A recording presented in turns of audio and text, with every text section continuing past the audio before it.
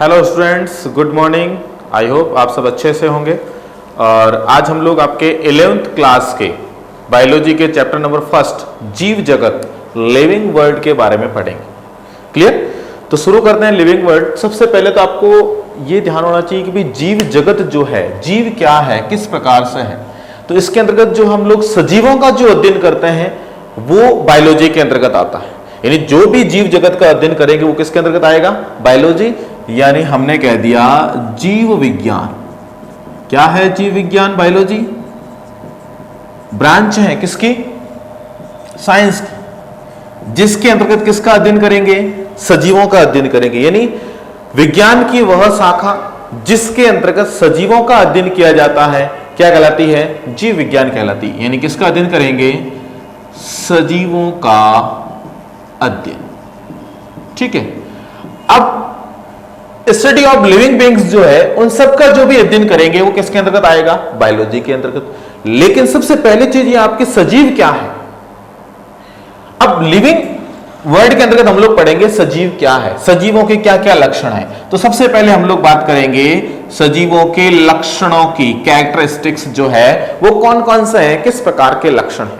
अब सजीवों के लक्षण की बात करते हैं हम लोग, तो इसमें दो प्रकार की जो है प्रॉपर्टीज आती है। एक तो जो अपन बात करें नॉर्मल प्रॉपर्टीज, एक है डिफाइनिंग प्रॉपर्टीज। यानी हम लोग प्रॉपर्टीज को एक तो नॉर्मल प्रॉपर्टीज हो जाएगी और एक आपकी कौन सी हो जाएगी? डिफाइनिंग प्रॉपर्टीज हो गई। क्लियर? तो इन दोनों के अंदर क्या फर्क है ये आपको देखना है। तो एक तो प्रॉपर्टीज जिसे हम लोग कैरेक्टरिस्टिक्स भी कह सकते हैं। क्या कह सकते हैं इसे? और किस नाम से कह सकते हैं अपन? कैरेक्टरिस्टिक्स।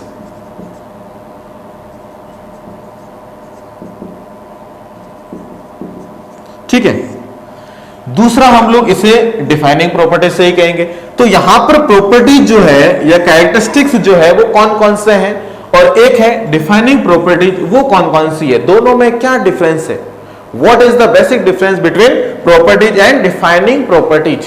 तो सबसे पहले आपको कॉन्सेप्ट क्लियर करना है। देखो बायोलॉजी हम लोग पढ़ रहे हैं, साइंस पढ़ रहे हैं। अब बायोलॉजी के अंदर जो भी आपको हम लोग पढ़ रहे हैं उनका आपको कॉन्सेप्ट क्लियर करना जरूरी है। जब तक आप कॉन्सेप्ट क्लियर नहीं करोगे आपको समझ में नहीं आएगा।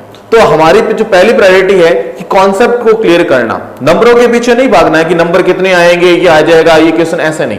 वो बात की बात है। जब आपका कॉन्सेप्ट क्लियर होगा तो क्वेश्चन आराम से जो है सॉल्व कर पाओगे। ये जो हम लोग टॉपिक ले रहे हैं ये एनसीईआरटी बेस्ड है, तो नीट एग्जाम के अंदर भी आपके इंपॉर्टेंट है।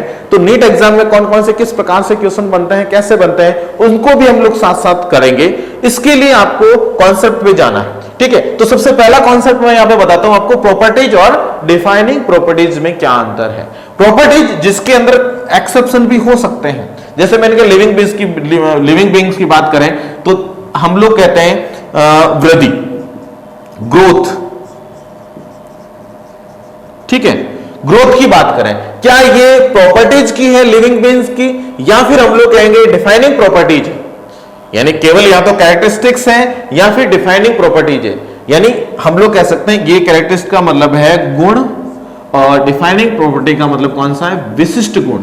क्या सजीवों का विशिष्ट गुण है वृद्धि या फिर केवल गुण है? इस बात को हम लोग देखेंगे। तो वृद्धि क्या है, किस प्रकार से है, तो एक एक करके हम लोग सभी के सभी जो कैरेक्टरिस्टिक्स है, जो भी गुण है और कौन कौन से इसके साथ साथ विशिष्ट गुण है उनको भी देखेंगे। तो यहां पर अपन बात करते हैं ग्रोथ की। जैसे ग्रोथ की बात करें तो ग्रोथ के अंदर जो है सभी सजीवों का गुण है, सभी सजीवों का गुण है। अब डिफाइनिंग प्रॉपर्टी यानी केवल सजीवों में ही होती है, दूसरे किसी में नहीं होती है। यानी इसके अंदर क्या नहीं होते हैं? अपवाद नहीं होते हैं।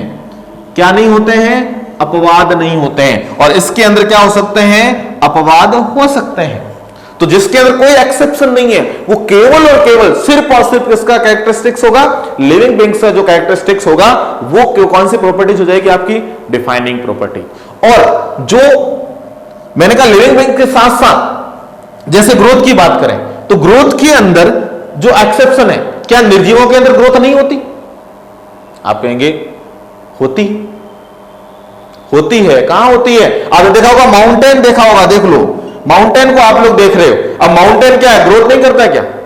अब माउंटेन ग्रोथ, यहां रेत का टीले की बात करें, हम हमारे अकेले तो रेत का जो टीला है आप साल भर बाद देखते हो उस जगह को, तो रेत का टीला थोड़ा सा ऊपर की ओर बढ़ता हुआ आपको दिखाई देता है। जैसे पहले रेत का टीला ये रहा, अब इस रेत के टीले की हम लोग बात करें तो धीरे धीरे ये बढ़कर इस प्रकार सा हो गया।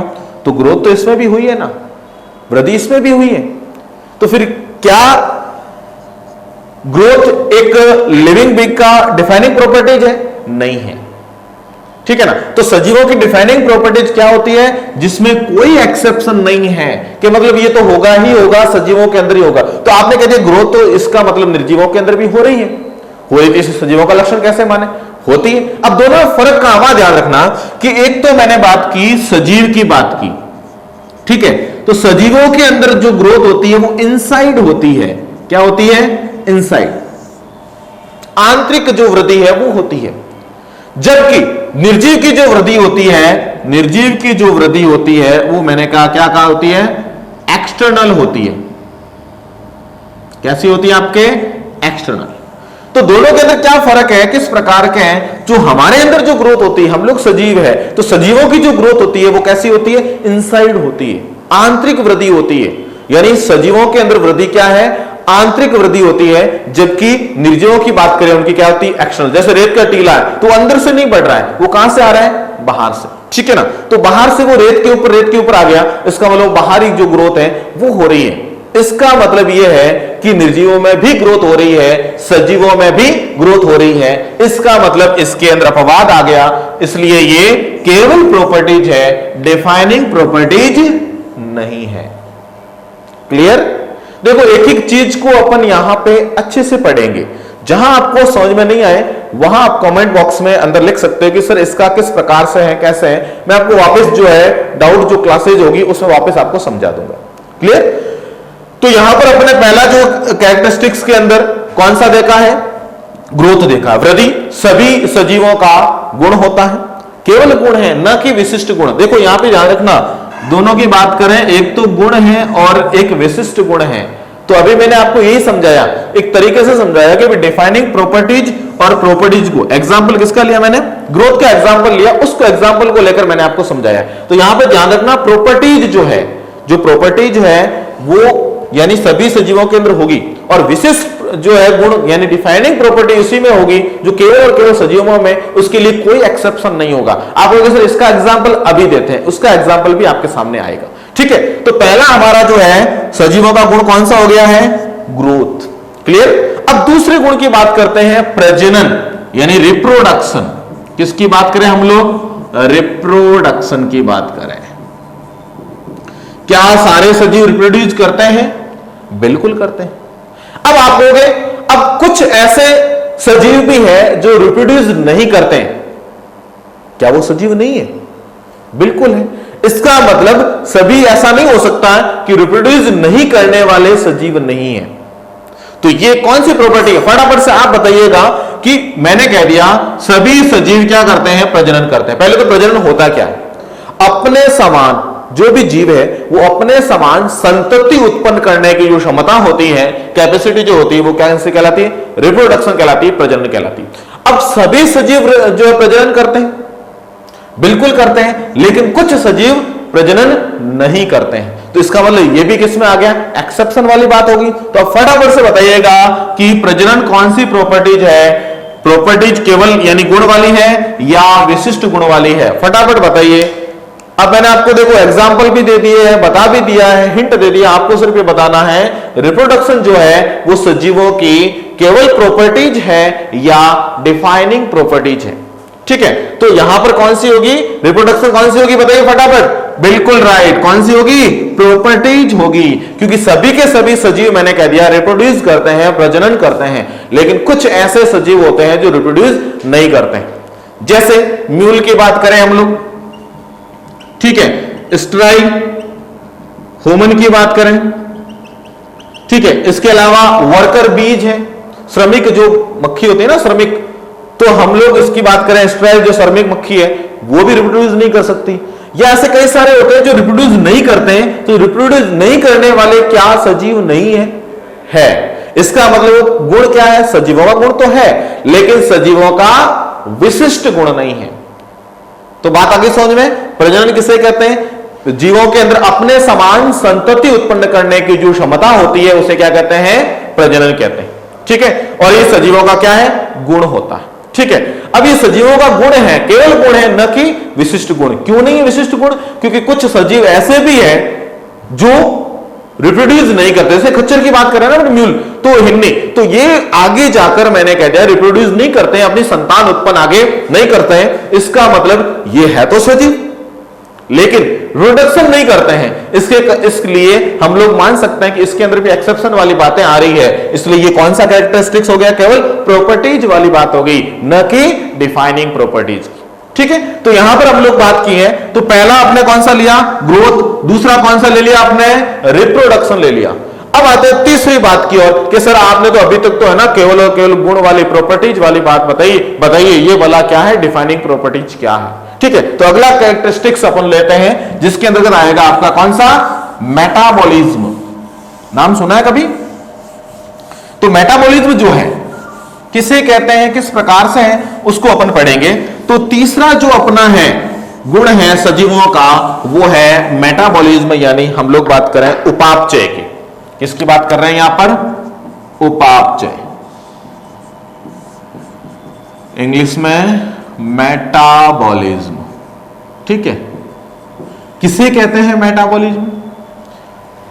जल्दी बताइए। सजीवों के अंदर होने वाली सभी जैव रासायनिक क्रियाएं क्या कहलाती है? उपापचय क्रियाएं कहलाती है। यानी क्या?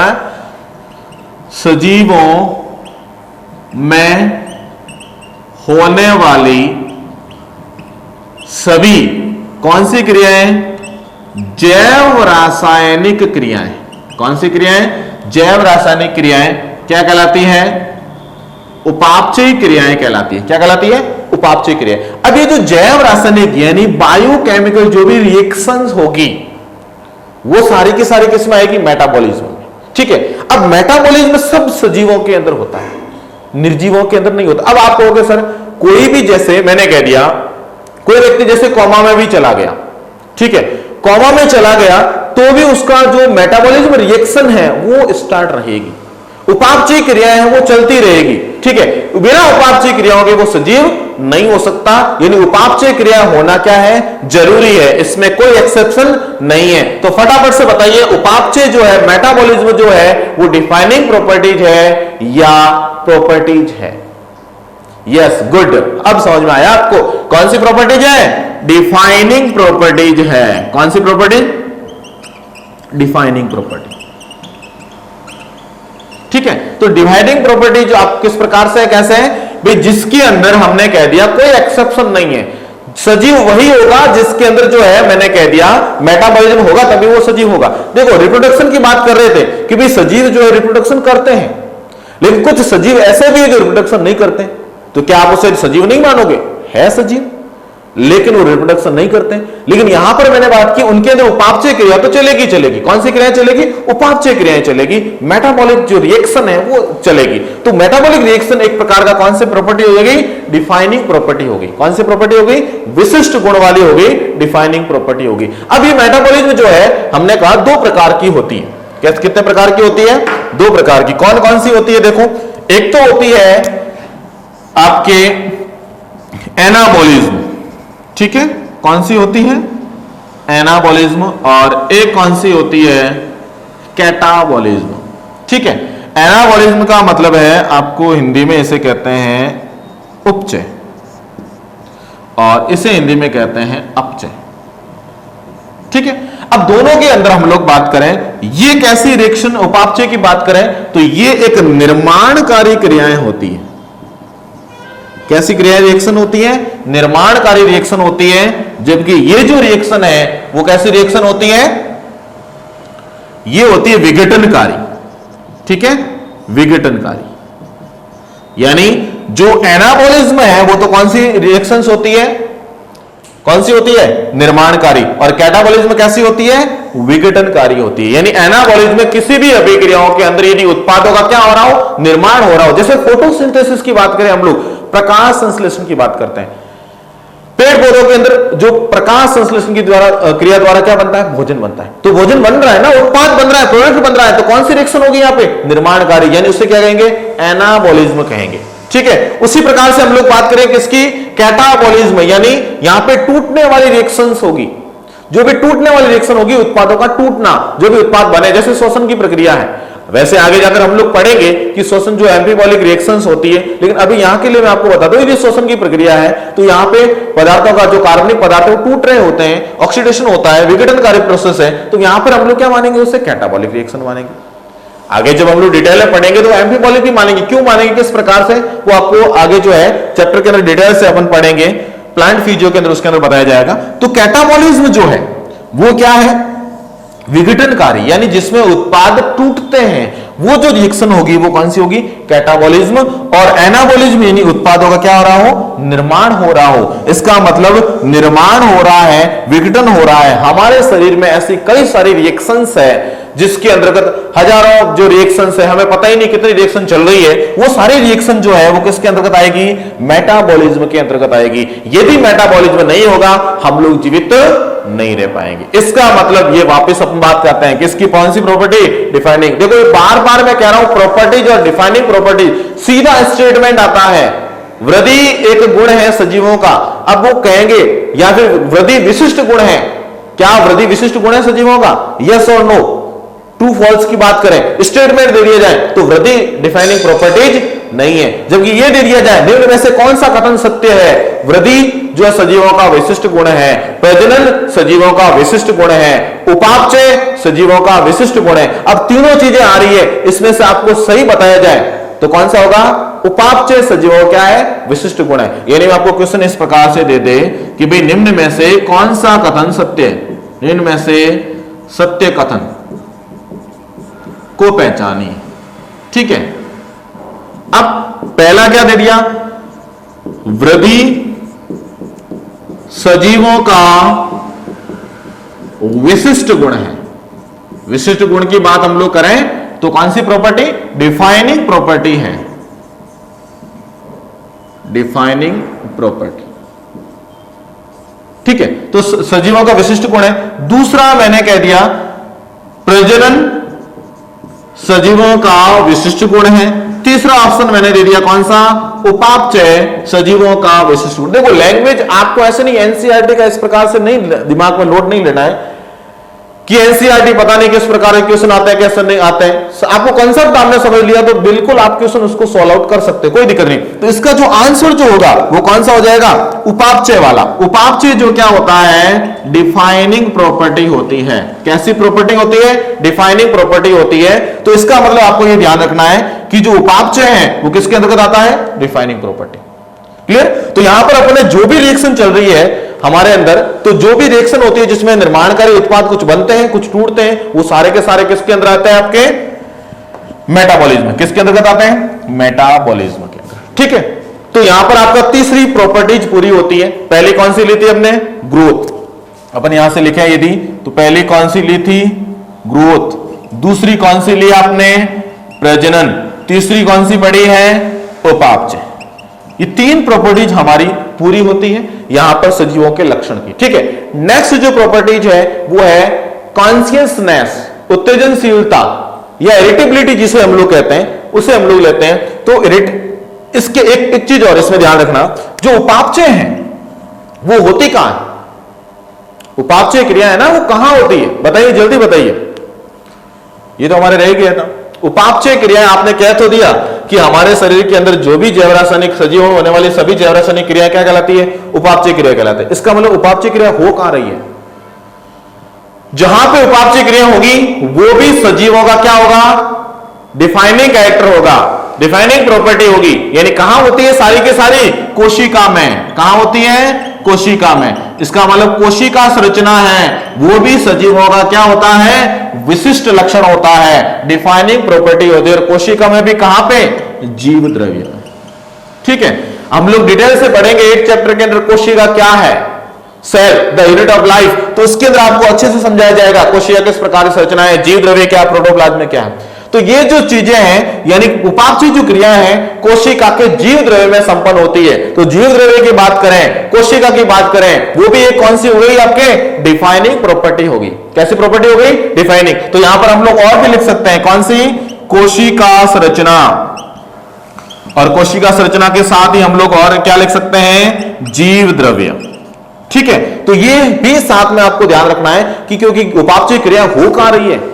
हो कहां रही है? जीव द्रव्य में हो रही है। ठीक है, यानी कोशिका के अंदर हो रही है, यानी सेलुलर जो स्ट्रक्चर है वो किस में देखा जाता है हमको? सजीवों के अंदर। ठीक है, नेक्स्ट अपन बात करें एक और कैरेक्टरिस्टिक्स की, तो वो है आपका उत्तेजनशीलता। हम लोग किसी भी कोई भी जीव जो है किसी भी उद्दीपन के प्रति अनुक्रिया दर्शाता है, यानी कोई भी जीव उद्दीपन कोई भी किया जाएगा उसके प्रति क्या दर्शाएगा? अनुक्रिया दर्शाएगा। ठीक है, तो वो जो अनुक्रिया है वो क्या है?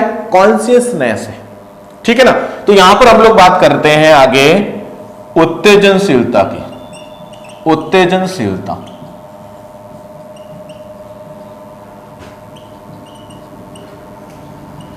इरिटेबिलिटी। तो यहां पर उत्तेजनशीलता यानी उद्दीपन के प्रति जो भी हम लोगों का व्यवहार होगा, उद्दीपन के प्रति हम लोग स्टिमुलस जो होता है, स्टिमुलाई जो होता है, वो सारा का सारा उत्तेजनशीलता के अंतर्गत आएगा। कॉन्शियसनेस होती है। अब देखो, अब ह्यूमन, आप जैसे मैं आपको पढ़ा रहा हूं, आप लोग पढ़ रहे हो, अब आपको समझ में आ रहा है नहीं आ रहा है, ये आपकी कॉन्शियसनेस, सेल्फ कॉन्शियसनेस होती है। ह्यूमन जो है उसके अंदर कैसी होती है? Self consciousness. जबकि बाकी सारे जो एनिमल्स हैं वो कॉन्शियसनेस दर्शाते हैं फूड के लिए। जैसे अमीबा है, उसको इलेक्ट्रिक करंट दिया जाए, ठीक है ना, तो अपना व्यवहार चेंज कर लेगा। तो व्यवहार के अंदर उन्होंने क्या कर लिया? परिवर्तन कर दिया। किस प्रकार से करता है, कैसे करता है, वो सारा का सारा आपका किसमें आएगा? उत्तेजनशीलता के अंतर्गत आएगा। तो एक उत्तेजनशीलता, इरिटेबिलिटी है, वो सभी सजीवों में होती है, इसमें भी कोई एक्सेप्शन नहीं है। तो बताइए वापस से, ये प्रॉपर्टीज है या डिफाइनिंग प्रॉपर्टीज है? ये प्रॉपर्टीज है या डिफाइनिंग प्रॉपर्टीज? बिल्कुल राइट। कौन सी है आपके? डिफाइनिंग प्रॉपर्टीज है। देखो मैं बार बार आपको यही कह रहा हूं, कौन सी प्रॉपर्टीज है और कौन सी डिफाइनिंग प्रॉपर्टीज है, उसको ध्यान रखना बहुत जरूरी है। ठीक है, तो यहां पर हमने कौन सा पढ़ा? उत्तेजनशीलता को पढ़ा। तो यहां पर मैं एक और कैरेक्टरिस्टिक्स यहां पे लेता हूं, कौन सा? उत्तेजनशीलता। ठीक है, तो यहां की बात हमने की है कि भाई ये जो है सजीवों के कैरेक्टर की हम लोगों ने बात की है, ये एनसीईआरटी के अकॉर्डिंग बात की। इसके अलावा भी हम लोग बात करते हैं कि कौन कौन से लक्षण है सजीवों के होते हैं, किस प्रकार के होते हैं, उनको भी अपन देखेंगे कि सजीवों के अंदर हम लोग बात करें पोषण होता है, क्या होता है। इसके बाद हम लोग बात करें सजीवों के अंदर और क्या होता है? पोषण होता है, जिससे वो एनर्जी मिलती है उनको। इसके अलावा हम लोग बात क्या करते हैं? उनके अंदर मूवमेंट होता है, गति होती है। गति कैसे होती है बताइए? गति कैसे होती है? गति जो है पेड़ पौधे अपने स्थान पर रहकर गति करते हैं, मूवमेंट जो करते हैं, जबकि एनिमल जो है एक स्थान से दूसरे स्थान पर चलकर यानी चलन गति दर्शाते हैं। ठीक है, मूवमेंट होता है। इसके अलावा हम लोगों की बात करते हैं उत्सर्जन की प्रक्रिया होती है। ठीक है, इसके अलावा जीवन चक्र चलता है। जीवन चक्र क्या है भाई? जीवन चक्र जैसे कोई भी जीव है, उसने जन्म लिया, ठीक है, जन्म लेने के बाद उसने क्या की? ग्रोथ की। ग्रोथ करने के बाद रिप्रोडक्शन किया और नई संतति उत्पन्न करी, और नई उसके बाद क्या होगा? उसकी डेथ होगी, मृत्यु होगी। तो ये जो जीवन से लेकर मृत्यु तक का जो है वो सारा का सारा किसमें आएगा? आपका जीवन चक्र के अंतर्गत आएगा। ठीक है, इसके अलावा हम लोग और भी बात कर सकते हैं, अनुकूलता की बात कर सकते हैं, अनुकूलन होता है। इसके अलावा और क्या बात कर सकते हैं हम लोग? समस्थापन होता है। ठीक है ना, शरीर का तापमान क्या होता है? समान रहता है। तो ये जो सारी चीजें हैं, आज हमने जो है इस टॉपिक के अंदर क्या क्या पढ़ा है? सजीवों के लक्षण। क्या पढ़े हैं? सजीवों के लक्षण, कैरेक्टरिस्टिक्स पढ़े हैं। किसके? लिविंग बीइंग्स के। ठीक है, तो लिविंग बीइंग्स के कैरेक्टरिस्टिक की बात करें तो ये इंपॉर्टेंट जो है ना, जो आपके जो रेड पेन से मार्क कर रखे हैं एयर वाले सारे के सारे 6 नंबर तक, तो यहां पर आपको ध्यान रखना है, ये एनसीईआरटी के बेस्ड पे है और ये इनको आपको जो है समझना बहुत जरूरी है, क्योंकि इस बेस पे सीधा या तो स्टेटमेंट आएगा या कोई भी क्वेश्चंस आ सकता है। ठीक है, तो यहां पर सबसे पहला कौन सा वापस देखें? ग्रोथ। ग्रोथ इनसाइड ग्रोथ होती है, किसकी? सजीवों में। जबकि निर्जीव की बात करें एक्सटर्नल ग्रोथ होती है। इसका मतलब एक्सेप्शन तो आ रहा है, इसका मतलब ये केवल क्या है? प्रॉपर्टीज है, न कि डिफाइनिंग प्रॉपर्टीज है। दूसरी कौन सी? प्रजनन। सभी सजीव क्या करते हैं? वृद्धि करते हैं। लेकिन कुछ सजीव ऐसे भी होते हैं, अपवाद स्वरूप कुछ सजीव ऐसे भी होते हैं जो वृद्धि नहीं करते हैं, सॉरी, जो प्रजनन नहीं करते हैं। ठीक है, जो प्रजनन नहीं करते हैं इसका मतलब वो भी है तो सजीव। इसलिए प्रजनन भी कैसी है? प्रॉपर्टीज है, न कि डिफाइनिंग प्रॉपर्टीज। ठीक है ना, गुण है न कि विशिष्ट गुण। तीसरी बात करें उपापचय। उपापचय जो है मेटाबॉलिज्म जो है सब सजीवों में होगा। यानी दो प्रकार का हमने पढ़ा, एक तो कैटाबॉलिज्म और एक कौन सा? एनाबॉलिज्म। जिसमें एनाबॉलिज्म यानी जिसमें निर्माणकारी प्रक्रिया, उत्पादों का निर्माण हो रहा हो, वो कौन सी हो जाएगी? एनाबॉलिज्म। और जिसमें जो भी उत्पाद टूट रहे हो वो कौन सी हो जाएगी? कैटाबॉलिज्म। दोनों रिएक्शन क्या होती है? मेटाबॉलिज्म। और ये होती कहां पे है? कोशिका के जी द्रव्य में। तो ये कोशिका का जी द्रव्य है मेटाबॉलिज्म। यहां से लगाकर यहां तक ये आपने कॉन्शियसनेस की बात करते हैं, तो ये सारी की सारी प्रॉपर्टीज कैसी है? डिफाइनिंग प्रॉपर्टीज है। जबकि इन प्रॉपर्टीज को हमने कैसा पढ़ा? केवल और केवल प्रॉपर्टीज के अंतर्गत पढ़ा। क्लियर? तो आप सब इस टॉपिक को जितना मैंने पढ़ाया उसको एक बार और अच्छे से पढ़ना, और जो भी डाउट हो आप लोग उसमें कमेंट बॉक्स में लिख देना, ताकि हम लोग अगली जो क्लास होगी उसको इसमें डिस्कस कर लेंगे। ठीक है, थैंक यू।